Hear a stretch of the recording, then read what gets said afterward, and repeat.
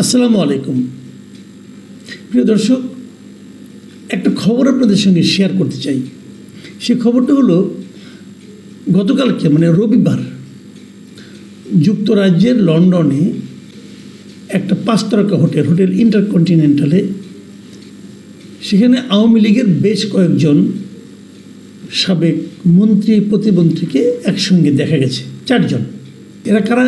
সাবেক পররাষ্ট্রমন্ত্রী হাসান মাহমুদ, সভাপতিমণ্ডলীর সদস্য মৎস্য পানি সম্পদ বিষয়ক মন্ত্রী আব্দুর রহমান, সাবেক নৌ পরিবহন প্রতিমন্ত্রী খালেদ মাহমুদ চৌধুরী এবং সিলেট জেলা আওয়ামী লীগের সভাপতি ও সাবেক প্রবাসী কল্যাণ ও বৈদেশিক কর্মসংস্থান বিষয়ক প্রতিমন্ত্রী শফিকুর রহমান চৌধুরী। এদেরকে হোটেল ইন্টারকন্টিনেন্টালে একটা অনুষ্ঠানে, সেটা ছিল একটা বিয়ের অনুষ্ঠান। এটা কার বিয়ের অনুষ্ঠান ছিল? যে লন্ডনে যুক্তরাজ্য আওয়ামী লীগের সাধারণ সম্পাদক সৈয়দ সাজিদুর রহমান ফারুকের ছেলে ফাইয়াজ রহমানের একটা বিয়ের অনুষ্ঠান ছিল। সেই বিয়ের অনুষ্ঠানে আওয়ামী লীগের এই 4 জন মন্ত্রী ও প্রতিমন্ত্রীকে একত্রে দেখা গেছে। তারা একটা বিয়ে অনুষ্ঠানে গিয়েছেন এবং তাদের যে ছবিগুলো দেখা গেছে, এই ছবিগুলোর একটা ছবিতেও তাদেরকে দেখে মনে হয়নি তারা বিন্দুমাত্র টেনশনের মধ্যে আছেন, অথবা তারা বিন্দুমাত্র আপনার কী বলে এটাকে দুঃখের মধ্যে আছেন। তারা মোটামুটি খোশ মেজাজে 5 তারকা হোটেলে একটা বিয়ের অনুষ্ঠানে আনন্দ উল্লাসের মধ্যেই ছিলেন। এই যে দৃশ্যটা, এই দৃশ্যটা এখন থেকে আমার মনে হয় এরপর আপনারা নিয়মিতই দেখতে থাকবেন। তাদের লাজ লজ্জা, প্রথম দিকে তারা একটু লজ্জায় ছিল। বিদেশে তো আর ভয় নাই, বিদেশে কে তারা কী করবে? বিদেশে তো আর বাংলাদেশে পুলিশ যে তাকে ধরে আনবে না, অথবা অন্য কিছু তো হচ্ছে না। তো ওখানে তারা একটু প্রথম দিকে হয়তো লজ্জাই পেত যে যাওয়াটা কি ঠিক হবে, দেশে এত আকাম কুকাম করেছি, লোকজন তো জানে আমরা তো মানুষের ধন সম্পদ, মানুষের প্রপার্টি, সরকারি প্রপার্টি লুটপাট করেছে। এই লোকগুলো অত্যন্ত দাপট দেখিয়েছে, মানুষকে যাচ্ছে তাই বলে অপমান করেছে, বিরোধী রাজনৈতিক দলগুলোকে তুচ্ছ তাচ্ছিল্য করেছে। এই লোকগুলি করেছে। কিন্তু আওয়ামী লীগের প্রত্যেকটা মন্ত্রী এই অপকর্মের সঙ্গে জড়িত ছিল। প্রত্যেকটাই আমি বলবো, 2-1 ব্যতিক্রম, ওটাকে আমি ধরি না। 2-1 ব্যতিক্রমকে আমি ধর্তব্যের মধ্যে রাখি না। তো এরা সবাই তো এই কাজগুলি করেছে। এখন তাদের সেই যে লজ্জার একটা থাকে না, যে চোখের পর্দা উঠে যাওয়া, এদের সেই চোখের পর্দাটা এখন উঠে গেছে। উঠে যাওয়ার পর এখন তারা ওই আমোদ করা, একসঙ্গে সবাই বসে আড্ডা দেওয়া, এই সমস্ত কাজগুলো তারা এখন নির্লজ্জভাবে করতে পারছে। এখন প্রশ্ন হলো, তারও হচ্ছে বড় কথা যেটা আমার কাছে মনে হয়, এই লোকগুলোকে করতে দেওয়া হচ্ছে কেন? ওখানে কি আওয়ামী লীগের কেউ নাই? ওখানে কি বিরোধী দলের কেউ নাই? বাদ দেন দল, ওখানে কি বাংলাদেশের কেউ নাই? এই লোকগুলো তো দেশের জন্য ক্ষতি করছিল। এরা আমাদের এই দেশটাকে শেষ করে দিয়েছে। এরা এতটাই ভয়ঙ্কর যে দল এদেরকে মন্ত্রী বানিয়েছে, তারা সেই দলটাকে শেষ করে দিয়েছে। এবং সেই দলের যত নেতাকর্মী আছে নিবেদিত প্রাণ, এই প্রত্যেকটা নেতাকর্মীকে তারা বিপদের মুখে ঠেলে দিয়ে নিজেরা আরাম আয়েসে এখন বিদেশের মাটিতে বসে আছে। এরা এত টাকায় দেশ থেকে পাচার করেছে যে পাচারকৃত অর্থ দিয়ে তাদের 2-3 পুরুষ চলে যাবে। তারা এত টাকা পাচার করেছে। এই প্রত্যেকটা লোক হলো একজন ক্রিমিনাল। এই ক্রিমিনালদেরকে আমি বুঝতে পারি না কেন দাওয়াত করা হয় এবং কেন তাদেরকে ওখানে লোকজন প্রকাশ্যে ঘোরাফেরা করতে দেয়। এটা আমার একটা বেসিক প্রশ্ন। মানুষের তো উচিত এদেরকে সামাজিকভাবে হেয় প্রতিপন্ন করা, যাতে এরা নাকি ঘরের বাইরে বেরোতে না পারে, লজ্জায় মানুষকে মুখ দেখাতে না পারে। এদের তো লজ্জা শরম নাই, কিন্তু সেই লজ্জা শরমটা তো এদেরকে চোখে আঙুল দিয়ে দেখাই দিতে হবে। এই তোমার লজ্জিত হওয়া উচিত। তাদেরকে দেখাই দিতে হবে তুমি সামাজিক অনুষ্ঠানে তুমি ব্রাত্য।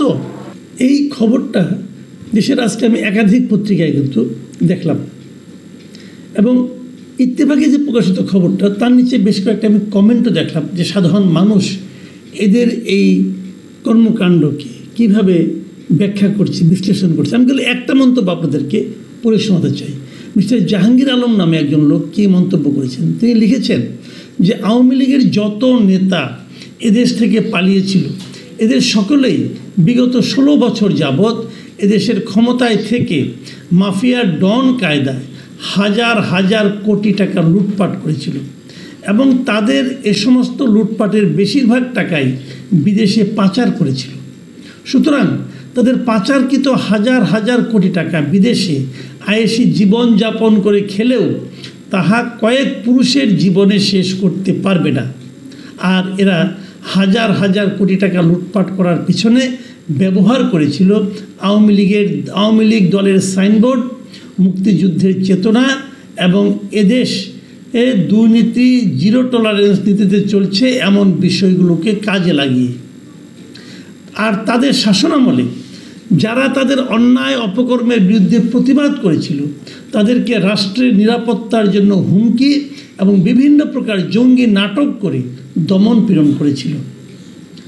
আর যদি এদেশে 5 আগস্ট 2024 ছাত্র জনতার গণ অভ্যুত্থান না হতো তাহলে এদেশের জনগণ কখনো আওয়ামী লীগ দলের দুর্নীতিবাজ ও মাফিয়া ডন নেতাদের লুটপাটের কথা জানতে পারত না। ভেবে দেখুন, এই একটা মন্তব্য আমি কেবল আপনাদের পড়ে শোনালাম, এখানেই কিন্তু জিনিসটা তারা ক্লিয়ার করে দিয়েছে যে আসলে এরা করেছেটা কি।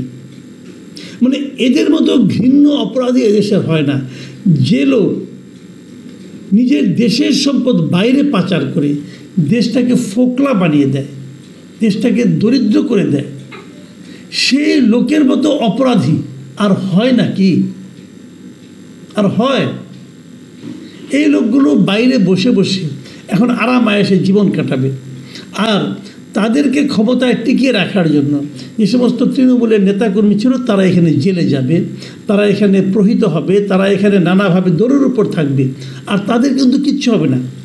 এমনকি তাদের মানে আত্মীয় স্বজন যারা আছে তারাও কিন্তু আন্দোলনে থাকবে না। ওখান থেকে তারা মাঝে মাঝে বসে বসে এদেশে যারা আছে তাদেরকে বলবে তোমরা মাঠে নামো, হ্যান করো, ত্যান করো, হয়তো মাঝে মাঝে 2-1 টাকাও পাঠাবে, যে এই টাকা পাঠালাম এটা একটা মিছিল অর্গানাইজ করো, এগুলো করবে।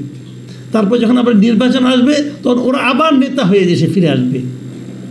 যারা প্রকৃতপক্ষে আওয়ামী লীগকে ভালোবাসেন, আওয়ামী লীগ একটা পলিটিক্যাল পার্টি, আমি কিন্তু এখনও মনে করি যে এখন যে সমস্ত এই মানে 15 বছর যে অপকর্মগুলি হয়েছিল এর জন্য আমি মনে করি ঢালাওভাবে একটা দলকে দায়ী করা যায় না, আমি মনে করি এই লোকগুলোকে দায়ী করা যায়।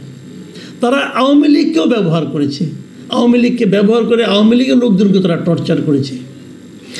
এই লোকগুলির বিচার হওয়া উচিত, এই লোকগুলির আইনগত বিচার হওয়া উচিত, এই লোকগুলোর সামাজিকভাবে বিচার হওয়া উচিত।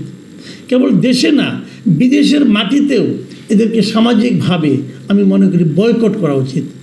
বিদেশে যেখানে যত আওয়ামী লীগের লোকজন আছে, যেখানে যত বাংলাদেশি আছেন, আপনাদের কাছ থেকে আমার অনুরোধ, আপনারা সবাই এই সমস্ত দুর্বৃত্তগুলোকে, এই সমস্ত অপরাধীগুলোকে, এই সমস্ত অর্থ পাচারকারীগুলোকে আপনারা বয়কট করুন। যেখানে পাবেন সেখানেই এদেরকে তুচ্ছ-তাচ্ছিল্য করবেন, এদেরকে অপমান করবেন। এটাই হবে। বাকি জীবন যতদিন বাস করবে এরা কোথাও যেন সামাজিক কোনো অনুষ্ঠানে যেতে না পারে এরকম ব্যবস্থা করবেন। তাহলেই কেবল এদের যে শাস্তি হবে তাই না, পরবর্তীতে যারা ক্ষমতায় আসবে, যারা এরকম দেশ থেকে লুটপাট করে বিদেশে টাকা পাঠানোর কথা চিন্তা করবে, তাদের একটা উচিত শিক্ষা হবে। লোকটাকে তাকাবেন না, লোকটা কী করেছে এটার দিকে তাকাবেন। তাহলেই দেখবেন আগামী দিনগুলো আমাদের জন্য রাজনীতিবিদরা টাইট হয়ে যাবে। রাজনীতিবিদদের টাইট করার এই সুযোগ, টাইট দেওয়ার এই সুযোগ হেলায় হারাবেন না। আমি আপামর বাংলাদেশের মানুষকে বলছি যে এদের কোনো ক্ষমা নেই। যারা দেশকে ডুবায়, যারা নিজের দলকে ডুবায়, যারা দেশের দলের নেতাকর্মীদেরকে বিপদের মুখে ফেলে পালিয়ে যায়, এদেরকে আমি মানুষই মনে করি না। প্রিয় দর্শক, আমরা সকল মানুষের সচেতনতা কামনা করি।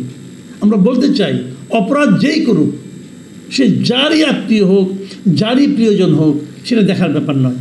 অপরাধটা দেখুন এবং অপরাধের জন্য সাজা দিন, এবং অপরাধীকে সাজা দিতে না পারলে সেটা পরবর্তীতে একটা মন্দ উদাহরণ হিসেবে থেকে যায়। এখন এ পর্যন্তই। আল্লাহ হাফেজ।